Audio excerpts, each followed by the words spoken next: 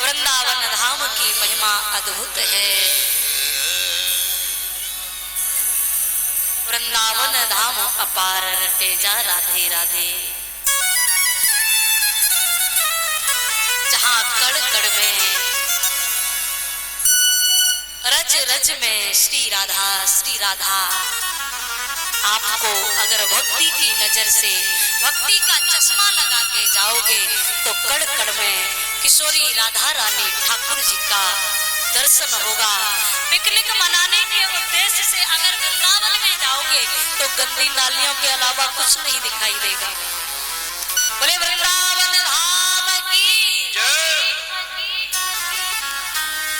श्री सुखदेव जी कहते हैं राजन परीक्षित, भगवान ने वृंदावन धाम के दर्शन करा के पृथ्वी माता के अभिमान को दूर कराया है। लोभ रूपी हिरणाक्ष जब मारा जाता है तब कपिल भगवान का प्रागट्य होता है। ब्रह्मा जी के मानस पुत्र सनत कुमार तो वृत्त हो ही गए थे। एक और पुत्र हुए ब्रह्मा जी के जिनका नाम था करदम। करदम का मतलब होता है जिसने अपनी इंद्रियों का दमन कर दिया हो, वो करदम कहलाते हैं। करदम ऋषि ये भी जन्म से ही तपस्या के लिए चले गए थे, लेकिन ये मन बहुत चंचल होता है। एक दिन मन में भाव आ गया, ना जाने ये दुनिया के लोग गृहस्थी में कैसे रहते होंगे। भगवान ने विचार किया, दुनिया के लोग तपस्या करते हैं कि मुझे कोई तपस्या करता है कि मुझे धन मिल जाए, कोई करता कि पद मिल जाए, कोई तपस्या करता है कि मेरी मुक्ति हो जाए। और इन बुढ़ऊ महाराज को देखो तो सही, ये बुढ़ऊ महाराज तपस्या कर रहे किस लिए कि इनका विवाह हो जाए। भगवान कहते हैं कि जो इच्छा करे मन माही, राम कृपा कछु दुर्लभ नाही। भगवान ने करदम ऋषि की तपस्या से प्रसन्न होके प्रकट हुए, कहा करदम ऋषि मांग लीजिए क्या चाहिए तुम्हें। करदम ऋषि ने कहा कि प्रभु अब कोई कामना नहीं। भगवान ने कहा ये बताओ जरा कि तुमने तपस्या किस लिए की थी। अब करदम ऋषि को बड़ी शर्म आई, विवाह के लिए की थी ना। पहले के जमाने में, पहले के समय में माता पिता जहां बेटा बेटी के विवाह की चर्चा करते थे, वहां से बेटा बेटी उठ करके चले जाते थे। विवाह की बात सुनने में भी शर्म आती थी। और आज हमारे देश की संस्कृति धीरे धीरे ऐसे नष्ट होती जा रही है कि माता पिता अगर विवाह की बात कर देते हैं तो कहते हैं कि पिताजी पहले तो अपने आप ही देख लेते, माता पिता की जरूरत ही नहीं पड़ती। कैसा समय आ गया। अभी देखो कलयुग का प्रथम चरण चल रहा है। कलयुग अभी बालक है, बचपना है कलयुग का। लेकिन माता बहनें ध्यान दें कथा की तरफ, बातें ना करें आप लोग। प्रथम चरण में अगर ये स्थिति है तो आने वाला समय कितना भयंकर होगा, आप विचार करके देखिए। माता पिता अगर बेटा बेटी के विवाह की बात भी कर दे तो कहते पिताजी जीवन हमें बिताना, इसलिए मैं खुद देखने जाऊंगा। और साथ में इंची टेप लेकर के और जाते। प्रेम से बोलो राधे राधे। कहते कि पिताजी मैं 5 फीट का हूं, 4.25 भी नहीं चल सकती। शर्म नाम की चीज नहीं रही, मर्यादा नहीं रही। दिन प्रतिदिन मर्यादाएं समाप्त होती जा रही है। करदम ऋषि को बड़ी शर्म आई कि भगवान से कैसे कह दूं कि मैं विवाह के लिए भजन किया था। अब कोई कामना नहीं है। भगवान ने कहा तो जब कामना ही नहीं थी तो विवाह के लिए तपस्या क्यों की थी। मैं तुम्हारे लिए बात पक्की करके आया हूँ। मनु महाराज की बीच वाली कन्या देवहूति के साथ करके आया हूँ। करदम ऋषि ने कहा कि प्रभु विवाह तो मैं कर लूंगा, लेकिन मेरी शर्त होगी। बोले क्या शर्त होगी। कहा पहली शर्त ये होगी कि मुझे आपके जैसा पुत्र चाहिए। भगवान ने कहा कि मेरे जैसा पुत्र अब दूसरा दुनिया में कौन मिलेगा, तो मुझे ही पुत्र बनना पड़ेगा। दूसरी शर्त होगी कि पहला पुत्र होते ही गृहस्थ जीवन त्याग दूंगा। भगवान ने कहा तथास्तु ऐसा ही होगा। और धीरे धीरे महाराज ने स्वयं मनु महाराज को स्वीकृति दी है। देवहूति के साथ विवाह संपन्न हुआ। आज भजन करने के लिए बैठे देवहूति आई थी कि 40 वर्षों तक समाधि लग गई। कर्दम ऋषि की देवहूति कभी इनके शरीर को गीले वस्त्र से पोंछ के साफ कर देती। 40 वर्षों के बाद जब कर्दम ऋषि की समाधि खुली तो सामने एक वृद्धा माता बैठी हुई है जिसके सारे शरीर पर झुर्रियां पड़ चुकी हैं। कहा, देवी आप कौन? कहा, महाराज याद करो 40 वर्षों के पहले जिसने एक महाराज ने आपको अपनी कन्या को दिया था, मैं वही हूँ, आपकी अर्धांगिनी देवहूति। क्या कहा देवहूति, इतने दिनों से तुम यहाँ रही, पिता के घर क्यों नहीं चली गई? देवहूति ने बड़ा सुंदर उपदेश दिया है, सुनने योग्य बात है, ध्यान से सुनना माता बहने। माता देवहूति ने कहा कि महाराज एक धर्म पत्नी का कर्तव्य बनता है कि उसका पति चाहे जिस स्थिति में रहे, चाहे संकट में हो, चाहे गरीबी ही क्यों न हो, विवाह के बाद एक कन्या को अपने पिता के घर के बरसने वाली कंचन माया को मिट्टी के ढेर के समान समझना चाहिए और अपने पति के घर की गरीबी को ही स्वर्ग के समान समझना चाहिए। ये धर्म पत्नी का कर्तव्य बनता है। लेकिन आजकल तो महाराज बड़ी विडंबना है देखने को, ससुराल भी आती है तो बात बात पर पिता के घर का तेवर। महाराज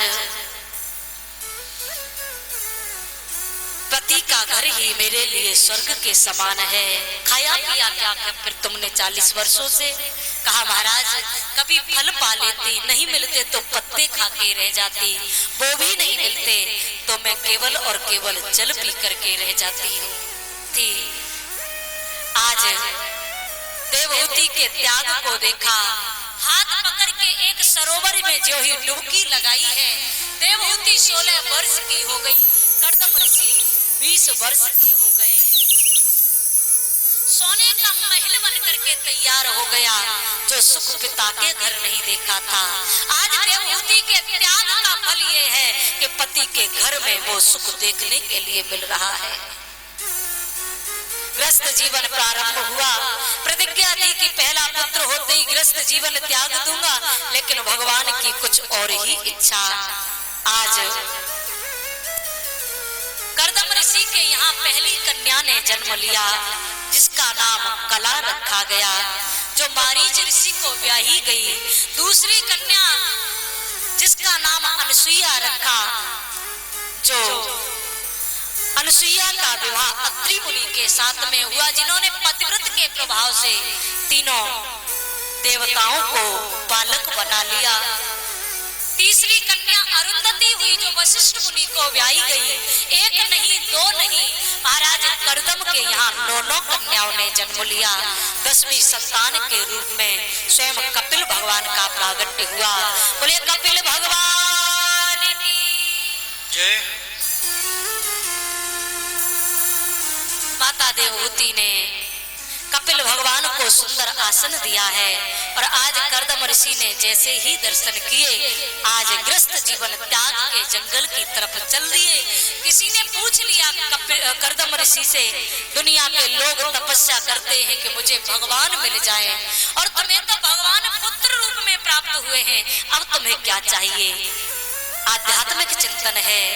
कर्दम ऋषि कहना चाहते हैं कि जिस साधन के द्वारा, जिस साधना के द्वारा हमें सब कुछ प्राप्त हुआ हो, वो साधन और साधना हमें कभी नहीं भूलना चाहिए। माता देवहूति ने सुंदर चौकी लगाई है, पूजन किया है, विराजमान करके कपिल भगवान को आज माता देवहूति ने प्रश्न किए हैं, महाराज मैं आपसे अब कुछ जानना चाहती हूँ।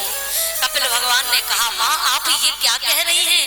आप तो खुद ज्ञानी हैं, विदुषी हैं। मैया देवहूति ने कहा, नहीं नहीं, मैं पूछना चाहती हूँ इस संसार में बंधन आत्मा का होता है या मन का होता है? कपिल भगवान ने कहा, माता आत्मा का कभी जन्म नहीं लेती, आत्मा कभी मरती नहीं है। जैसे हम पुराने शरीर को पुराने वस्त्रों को त्याग के नए वस्त्र धारण करते हैं, वैसे ही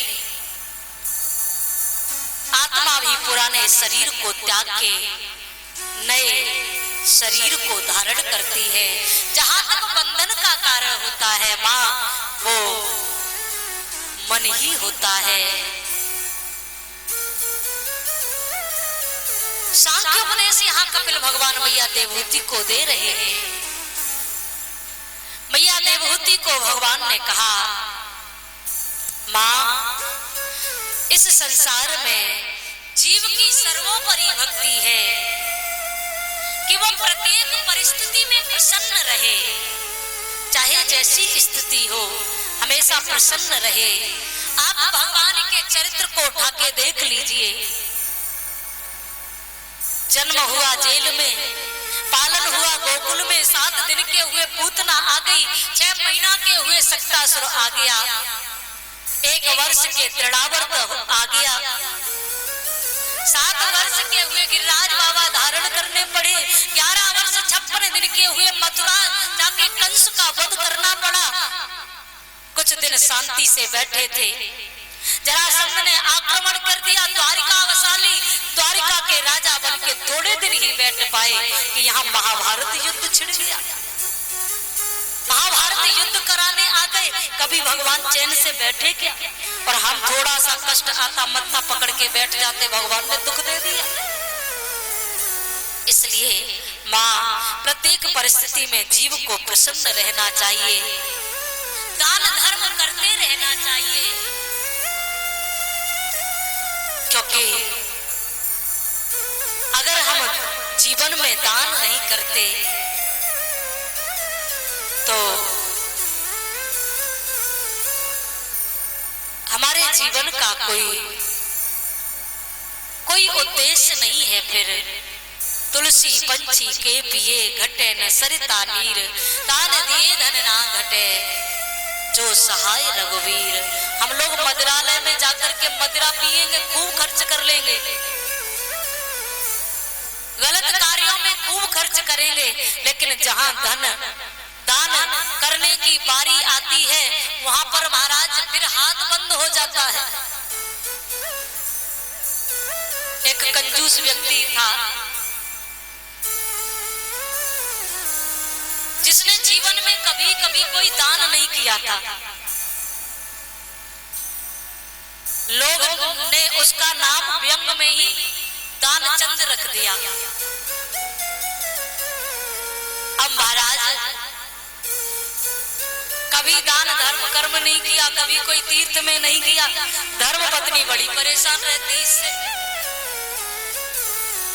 धर्म पत्नी ने एक दिन जाकर के कहा कि महाराज दान धर्म कर्म तो करना नहीं चाहते। 12 किलोमीटर उसके गांव से गंगा जी थी। कितनी? 12 किलोमीटर। कहा कि महाराज जाकर के एक दिन गंगा जी नहाया। रोज कहती थी, एक दिन उसने सोचा कि रोज कहती आज गंगा जी नहाई आता हूं, जाकर के होगी सो देखी जाएगी। तो महाराज गंगा जी स्नान करने के लिए गया तो कोई वाहन में नहीं बैठा, पैदल चल करके गया। कितना? 12 किलोमीटर। और गंगा जी के किनारे जब जाकर के पहुंचा तो उसने देखा स्नान के जो घाट बने हुए हैं, स्नानों के घाट पर जाएंगे तो पंडा जी भी मिल जाएंगे, उन्हें कुछ देना लेना भी पड़ेगा। अब देखो लोभ की गति तो देखो। कहने लगा कि मैं स्नान के घाट पर नहीं जाऊंगा, मुर्दा घाट पर चलता हूं। कहां गया? मुर्दा घाट पर।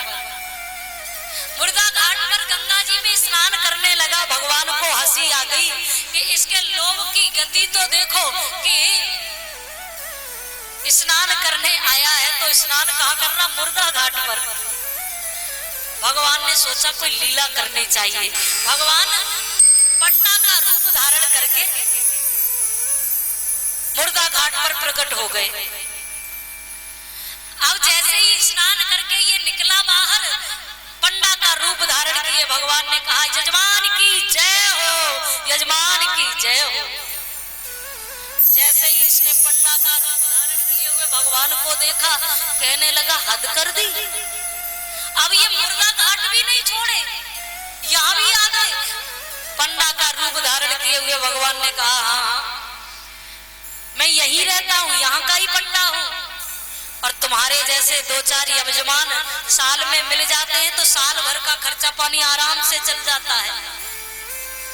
कहने लगा क्या कहा, मेरे जैसा यजमान? महाराज मैं आपको एक पैसा भी दान नहीं कर सकता। पंडा का रूप धारण किए हुए भगवान ने कहा देख देना तो पड़ेगा तुम्हें। कहने लगा मैं आपको कुछ भी नहीं दे सकता। भगवान ने कहा मैं लेकर के ही रहूंगा। इसने सोचा कि जरा इससे पीछा छुड़ा लिया जाए पंडा जी से। इसने कहा कि देखो पंडा जी लेकर के तो कुछ नहीं आया हूं, और उस समय की बात है जब धेला चलते थे। कहने लगा कि मैं आपको एक धेला देता हूं, वो भी उधार। कभी समय आए तो अपना धेला ले लेना आकर के। 12 किलोमीटर चल करके आया था, 12 किलोमीटर पैदल फिर चल करके गया। कितना हो गया? 24 किलोमीटर। पूरी गिरिराज जी की परिक्रमा के बराबर हो गया। बच्चियां ये बातें ना करें, नहीं उठा के पीछे बैठा देंगे। अभी ये जो कोने में बैठी हुई है, आगे बैठी हो तो इसका मतलब ये नहीं बातें करो, पीछे उठा करके बैठा दिया जाएगा। अभी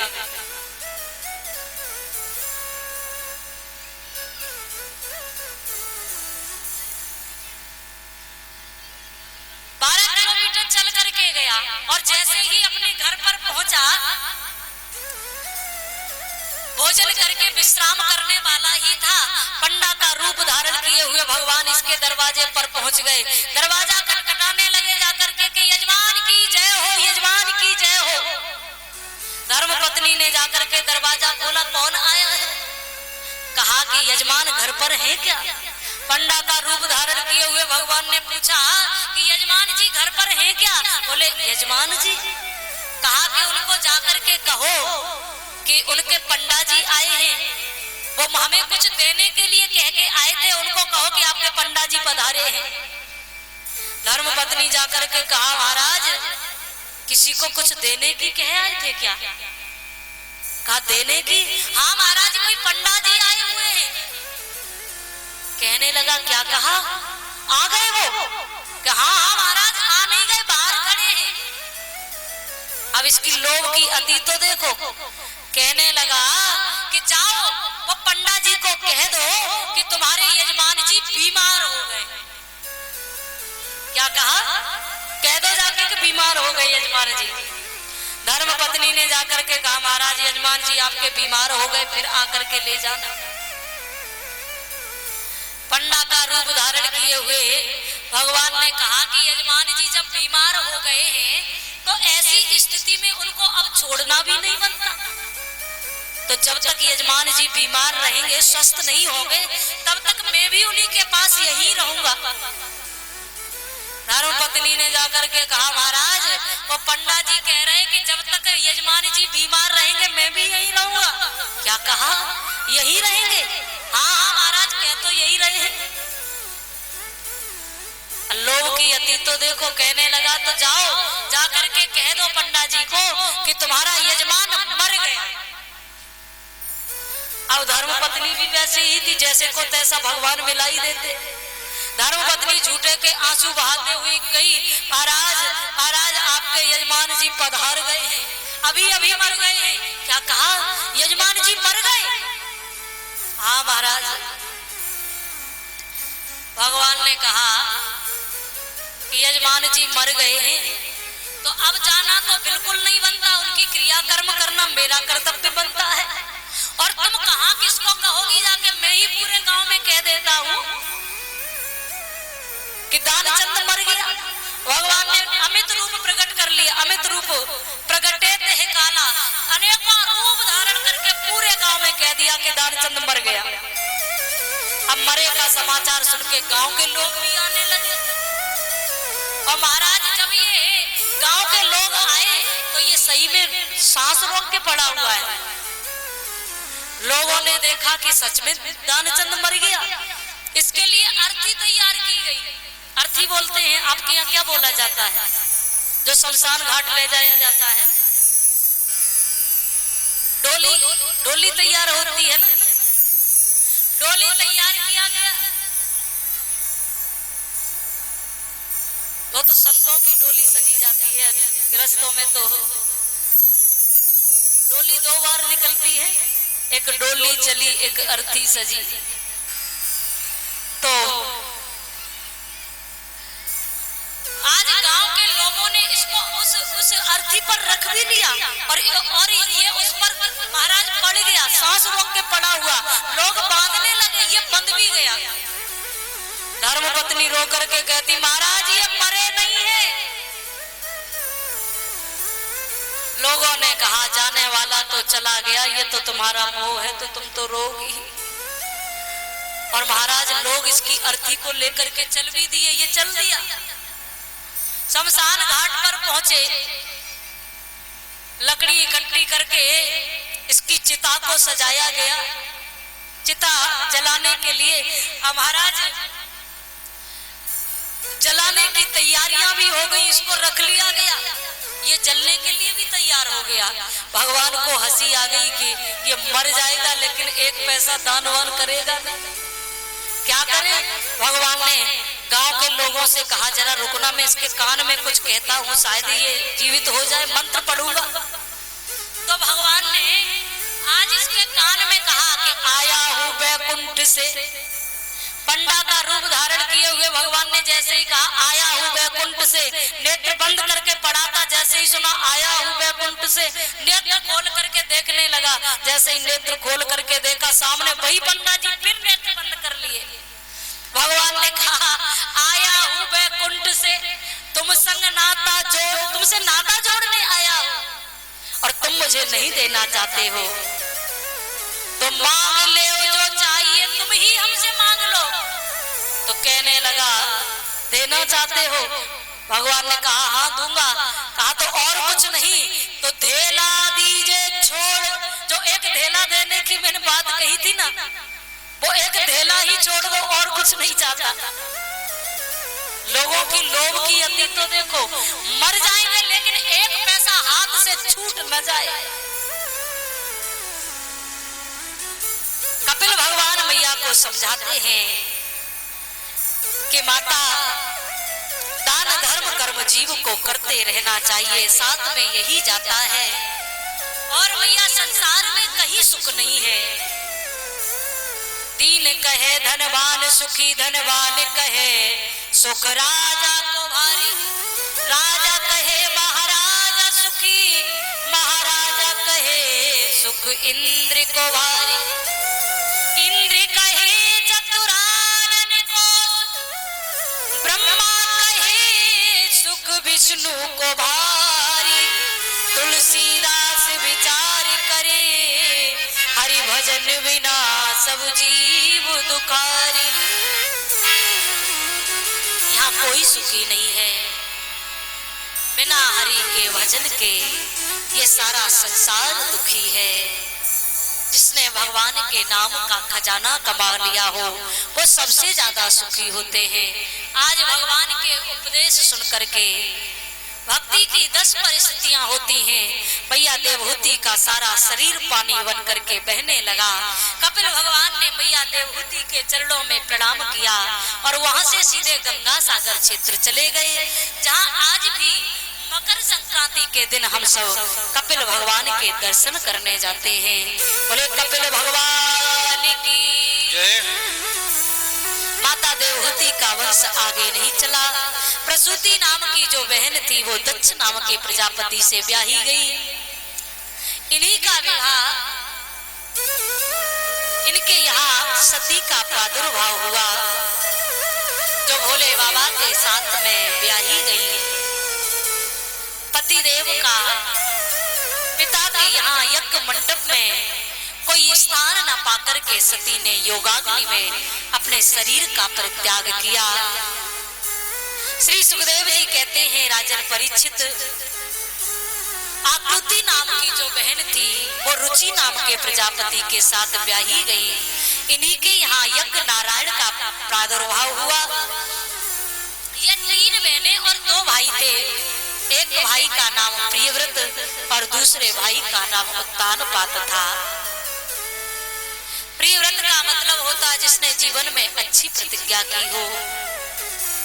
राजा उत्तानपात का विवाह सुनीति के साथ में संपन्न हुआ। सुनीति का मतलब होता है जो अच्छी नीति पर चलने वाली हो। कल से हमारे जो बड़े बुजुर्ग हैं ना, जिनको बैठने में असुविधा होती होगी, वो आप इन कुर्सियों पर बैठेंगे ताकि ये बच्चे यहाँ न बैठ सके, क्योंकि ये बगल में बैठ के बहुत शोर करते हैं। कुर्सी खाली पाते हैं तो इनको ये जगह मिलती है और यहाँ आके ये लोग शोर करते। तो ये सुविधा बड़े बुजुर्गों के लिए की गई है। जिनको बैठने में असुविधा हो वो कुर्सियों पर बड़े बुजुर्ग बैठा करें। ये बच्चों को सामने बिठाया जाए ताकि ये संस्कार सीखे। महाराज उत्तानपात का विवाह सुनीति के साथ में हुआ। कोई संतान उत्पन्न नहीं हुई तो गांधर्व विधि से राजा उत्तानपात ने सुरुचि के साथ विवाह किया। सुरुचि का मतलब होता है जो अपनी रुचि के अनुसार काम करे और जो नीति से चले। संसार में जो नीति को धारण करके काम करे वो सुनीति कहलाती है। सुरुचि ने आकर के देखा तो कहा, महाराज ये जब महल में रहेंगी तो मैं इस महल में प्रवेश नहीं करूंगी। सुनीति ने प्रणाम किया आके, महाराज कोई बात नहीं, मैं जंगल में जाके भजन कर लूंगी, लेकिन हमारे महाराज का वंश आगे चलना चाहिए। सुनीति संतों की सेवा करती रहती। चातुर्मास करने के लिए कुछ संत पधारे थे। कुछ मांगने के लिए कहा तो सुनीति ने कहा, मेरी छोटी बहन के अभी कोई संतान उत्पन्न नहीं हुई, उनके कोई पुत्र उत्पन्न हो जाए, ऐसा आप हमें आशीर्वाद दीजिए। क्या कहा, जिस बहन के कारण तुम्हें महल का त्याग करना पड़ा उसके लिए वरदान मांगती हो? कहा, उसके संतान बाद में होगी, उससे पहले तुम्हारे यहाँ पुत्र उत्पन्न होगा। धीरे धीरे समय बीतता गया। सुनीति के यहाँ सुंदर बालक ने जन्म लिया जिसका नाम ध्रुव रखा गया। सुरुचि ने भी बालक को जन्म दिया जिसका नाम उत्तम रखा है। और महाराज बालक ध्रुव जब थोड़े बड़े हुए, खेलते हुए पिता के भवन में पहुंच गए। कौन सी संतान होगी जो पिता के प्रेम को न पाना चाहे? आज ध्रुव भी पिता की गोद में बैठना चाहते थे।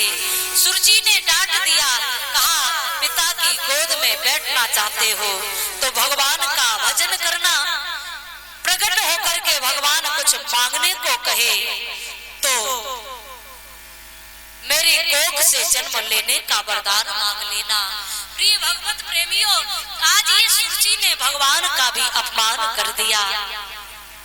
रोते रोते ध्रुव वापस आए। माँ, मैं छोटी छोटी माँ की एक एक बात का जवाब देकर के रहूंगा। क्या वो मेरे पिता नहीं है? माता सुनीति ने हाथ से मुंह बंद कर दिया। नहीं नहीं बेटा, सही तो कहा है, सारी दुनिया के पिता तो वो परम पिता परमेश्वर होते हैं, इसलिए तुम्हें भजन करना चाहिए। आज बालक ध्रुव 5 वर्ष में ही ये संकल्प कर लिया कि मैं भगवान को पाकर के रहूंगा। और ध्रुव भजन करने के लिए जंगल की तरफ चले हैं। नारद जी ने सोचा ये भजन करने तो जा रहा है, लेकिन इसने कोई गुरु नहीं बनाया, और जब तक जीवन में गुरु नहीं होते तब तक हमारा जीवन शुरू नहीं होता। आप कहोगे गुरु किसे बनाए? कोई सच्चा गुरु मिलता नहीं। कुछ पाखंडियों के चक्कर में आज संतों के प्रति लोगों की श्रद्धा कम होती जा रही है। प्रिय भगवत प्रेमियों, जानकारी के लिए बता दूं कि इस पृथ्वी पर अन्न जल कम पड़ सकता है, लेकिन सच्चे संतों की कभी कमी हो ही नहीं सकती है, क्योंकि संत न होते जगत में तो जल मरता सारा संसार। जो सच्चे संत होते हैं वो अपने आप को छिपा करके रखते, छपाते नहीं हैं। कहा जिसकी वाणी सुन करके हृदय में भगवत प्रेम जाग जाए, जिसके दर्शन करके आपका मस्तक झुकने के लिए तैयार हो जाए, जिसके नित्य कर्म को देख करके आपके हृदय में भगवान के मिलने की ललक जाग जाए, बस वही चरण पकड़ लेना और गुरु बना लेना। गुरु बिन भवो निधि तरहि न कोई, गुरु बिन भवो तरहि न कोई, जो बिरंची शंकरी सम होई, जो बिरंची शंकरी सम होई। भव सागर से हम पार कर नहीं सकते, चाहे भोले बाबा ही क्यों न हो। जो हम दान धर्म कर्म करते उसका भी कोई मोल नहीं होता। ओम नमो भगवते वासुदेवाय का मंत्र नारद जी ने दिया है। ध्रुव जी वन में जाकर के भगवान का भजन कर रहे हैं और प्रार्थना करते हैं, हे नाथ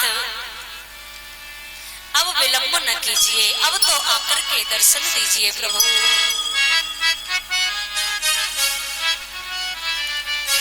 हो नैनों में चले आओ,